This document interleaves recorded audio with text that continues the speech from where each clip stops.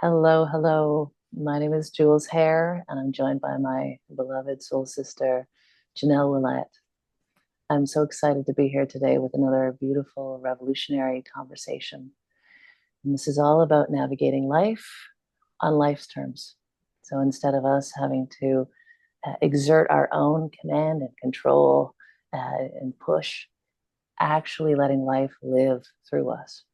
And I'm so excited for this conversation, Janelle, and the depth that I can already feel we're going to step into here. Yes, it's such a poignant time for choices that we make and the repercussions of those little choices that actually become quite grand in the scheme of how they ripple through our lives. And of course, there is that opportunity. I think we're all getting so much practice, whether we know it or not, at realizing that we are at the helm of our reality. And so it really behooves us to take more moments of stillness and solitude and silence to connect to that inner part of ourself of why are we doing what we're doing?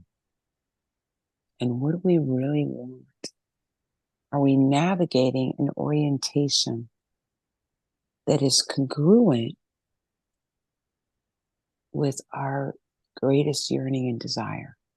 Our greatest yearning and desire.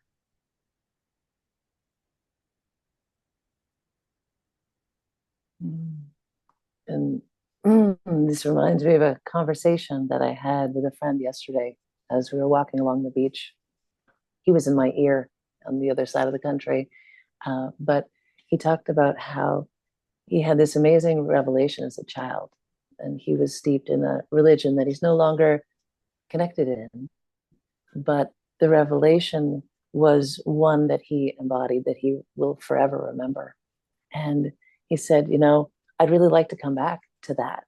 And I know that I need to come back to that because I know it's possible. And even though that religion may no longer speak to him like that, he said he knows that it's important, but that he spends all of his time, he feels like he spends all of his time keeping the lights on, right? Keeping his family fed, keeping things going, working so that there's enough money for everybody to have everything they need, and that energy and attention that he uses to keep the lights on means that he doesn't have the energy to actually stay in his why or to go there or even take the time, like you said, to slow down, to be present there.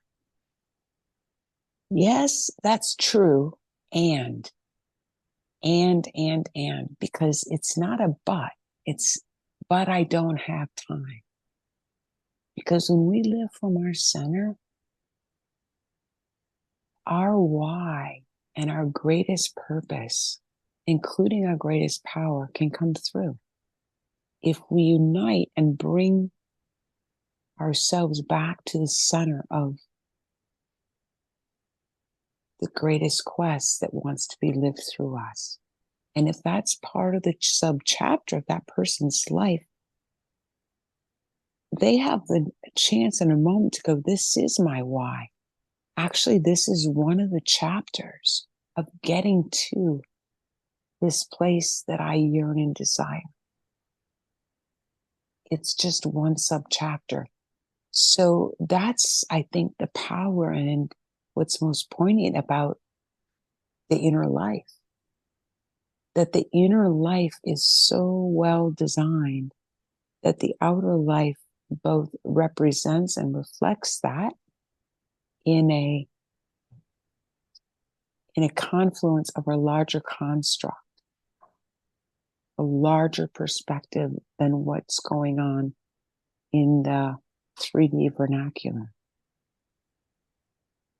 Because if one is really centered about what's most important to them, and you're true to that in your own heart and your soul, everything that unfolds is going to be in alignment with that, no matter how it looks. our eyes and our mind have become so accustomed to things looking a certain way. But actually, we never really evolve and become more of our true essence by using that litmus test of our comfort and our looks like and it feels like, and that way that we categorize good and bad. I'm on my path. I'm getting what I want. I may not be getting what I want, but I certainly am getting what I need. Are we humble enough? Are we centered enough to let a part of ourselves realize I truly am getting what I need when I am aligned with my heart and my soul? They're And one and the same. I think the challenge with that, as you say that, because we're all on our own journey, everyone watching, listening, we're all on our own journeys. We know that. And sometimes when we're getting that thing that we need, we are resistant to it because it's not desirable. Like that, like thing that you need may be something that society sees as like the worst thing happening to you ever. And so you might think so as well, right? Maybe it's a divorce. Maybe it's a getting fired from Mm-hmm. your job. Maybe it's your something tragic happening. And those are the hardest for our upbringing, our programming to say, Yes. oh, this is me getting what I need, right? Like that's like so counter culture from what we were raised in and steeped in that it takes a lot of like going, wait a second, like if this is happening not to me, but this is happening for me, this is something that I need. Can I actually sit here and feel all the feels and lean into the discomfort that this is bringing and the grief and the pain and the rage or whatever that might be, to feel it? And I know from my own personal experience, like as I recognize the times in my life where I've not leaned in because it was too Yes. uncomfortable, Yes. and that it was what I needed, and I didn't think I was capable of holding it, and it was too much. And so I just was way easier to just cover it up, and kind of push it down and go, oh, okay, well, that's not actually as bad. And I've reframed that, I've created a story around it. And so, Mm-hmm. oh, now that's better. And now it's gone, not actually gone, right? But it doesn't feel as uncomfortable. And that getting what we need, that why that's forcing everything. As soon as we start to unearth that why, all of those old pieces that were trying to teach us, all of those teachers of experiences come to the surface. And then things Yes. get really uncomfortable, and we go, oh, just as I'm digging deeper into my like soul journey, why is everything getting so damn hard? Like, yeah, and I know that you can offer light to Yeah, that, Janelle. So because please. the self likes to think it's getting somewhere, and then it's like, why am I being dumped on all this garbage or other people's animosity and anger? I'm in the serene world. I have harmony and equanimity and all of this, and it's like, well, guess what? We're all in this together. Our journey is to hold that in the midst of the world when other people aren't using their tools and their jewels. They may not know, or they may not be choosing their high road. And so that's why the world really does need us to hold our own center as much as we need it for our own selves. And the more that we hold our unchanging center, when we go out into the world and have so much energy, gravitas, deep rooted centeredness, people around us notice. And the people who are pushing against their own selves are likely going to push up against us. And when we have a deep inner light, we can see that those reactions are not about us. those reactions have to do with how they're navigating and not navigating their life. That's not our business. Our business is to hold true what we know is true. And that takes a lot of energy. That takes a lot of discipline. But there's a great chance that that's exactly what your and my threshold is at this time in life, is not to make that bad or get caught up in that which is pushing up against us. Don't push, don't pull, just be. Be as you are. Live what you know to be true. Live the love that is benevolent and universal. You don't have to love what they're doing or how they're even speaking or acting to others and to yourself. Hold yourself. As we hold ourselves, everyone will notice, and we won't fall in. These are monumental times, right? It's going to take a lot for us who know how to do this to really hold ourselves. And so it does require more internal time, energy, and inner practice. And that's why Jules and I talk about the routines and the rituals. And this might be a good time to hone in on more routines and deeper rituals. I know last night I just felt so much animosity and uncentered energy in a group of people that I was with because of some of my responsibilities in life. And so the best thing I could do was to come home and just sit and be, not go to the gym and not do a routine that I normally would have done. That wasn't the right routine. It was coming back to my center and strengthening that reservoir within myself. Because number one, I'm going to wake up a different person tomorrow having done that. And also, I have this opportunity to bring that gift into the world. Not just for myself, but for those people who are dealing with such challenges. And maybe they're being responsible for that, or maybe they're not. You know, consciousness and high road navigation is really up for grabs right now, because there are so many people who are letting their inner desperation and their fear and their lack of control of what's happening in the outside world, as well as maybe in their circle.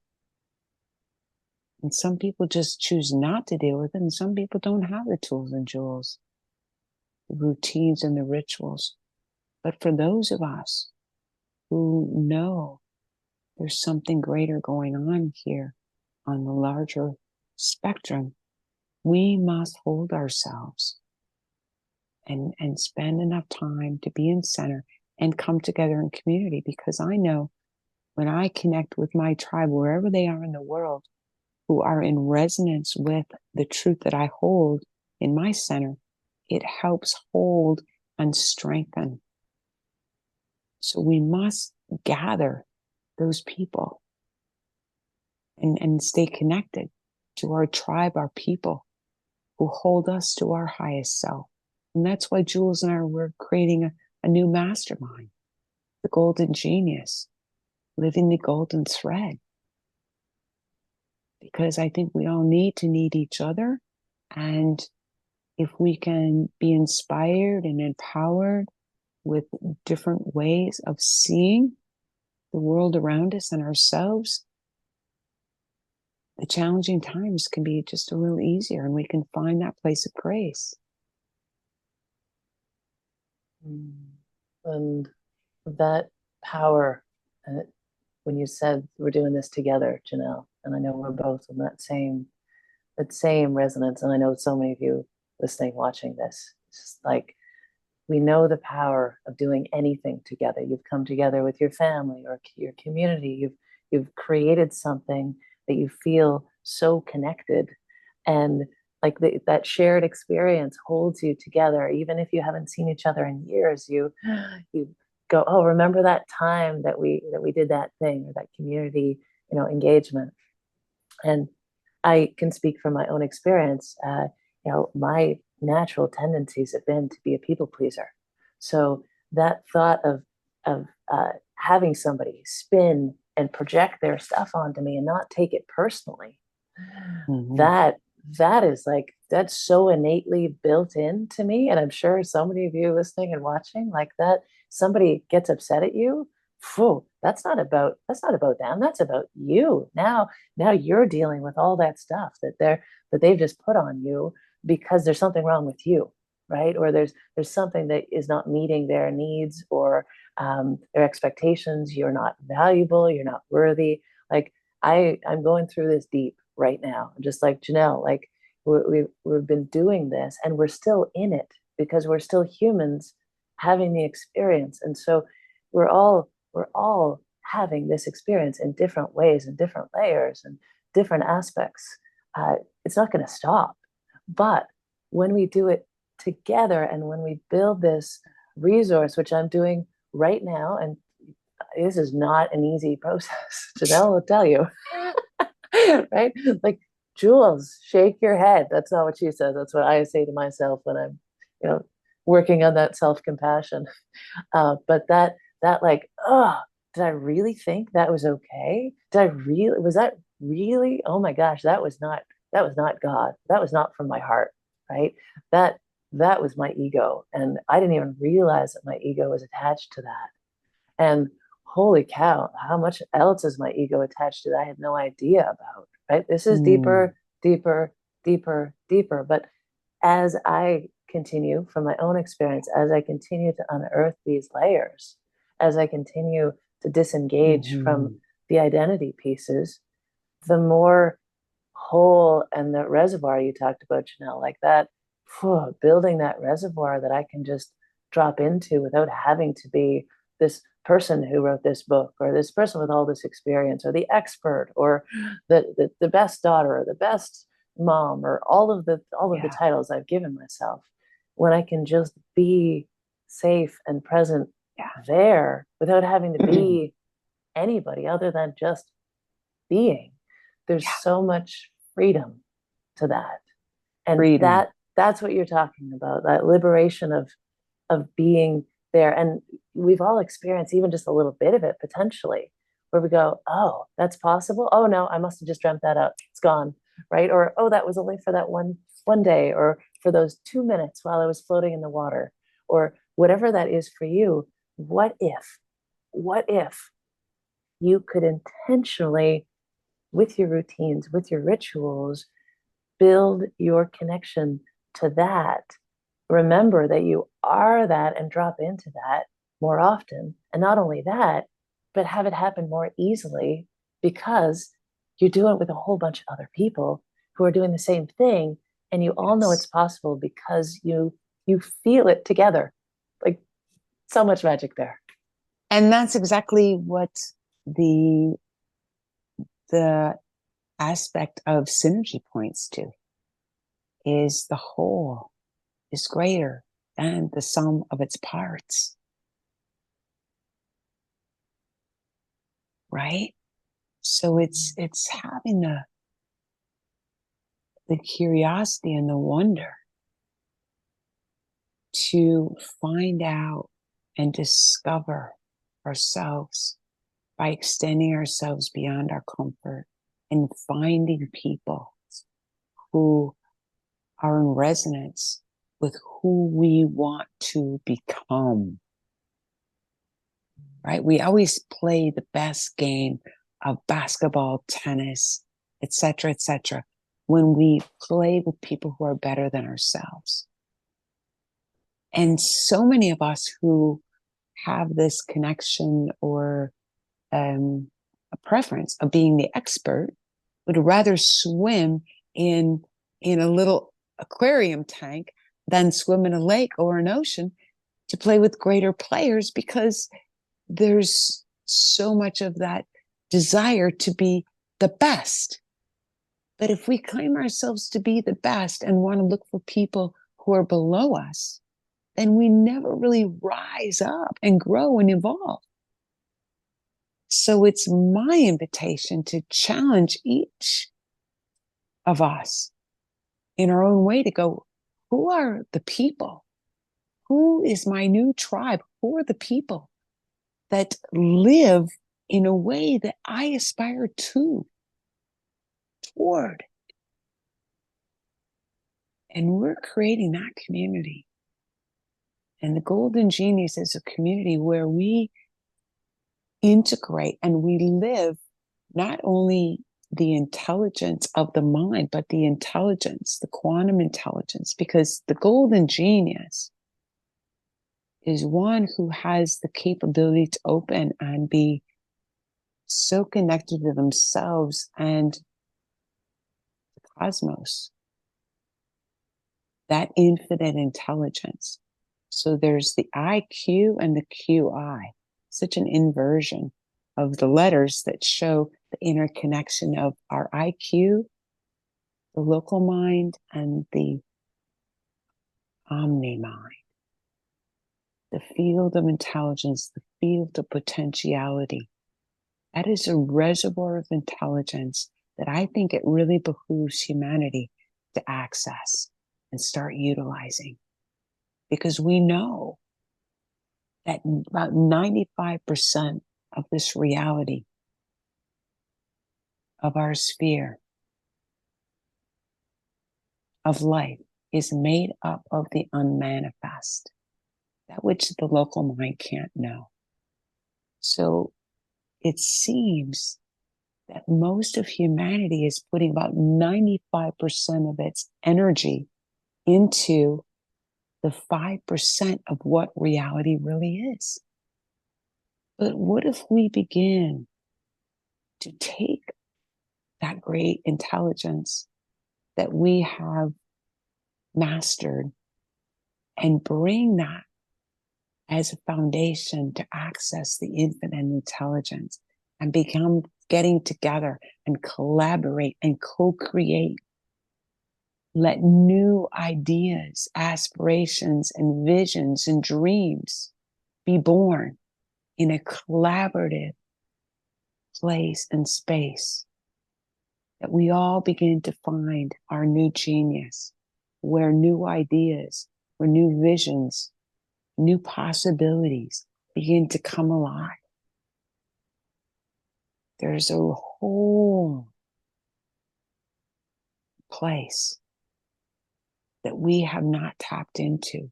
And I think right now, that's exactly what our humanity needs. That place, that safe place to be held with an energy and a connection that really holds us. And that group of people have aspirations that really resonate with where you desire or dream or yearn to go or become, and yet hold you exactly where you're at.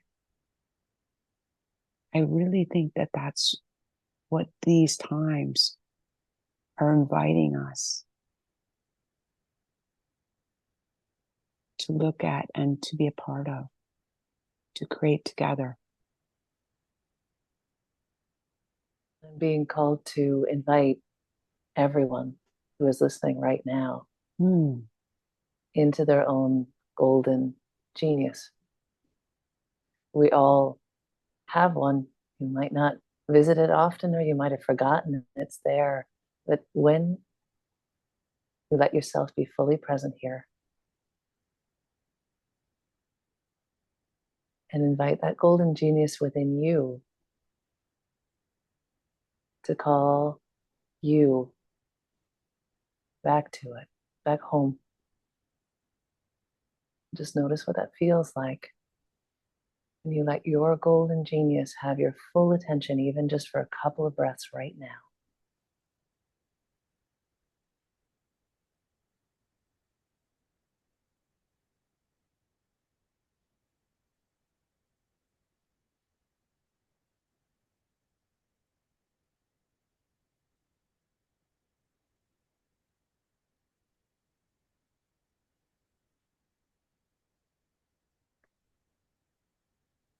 and honoring whatever that golden genius wants to have you continue to notice, continue to open up to, continue to witness, feel. In my experience, that golden genius is the navigator, that which is always been there. And the more you connect to that gold, the more you remember that it's never been separate from you, and it's always, always been there just waiting.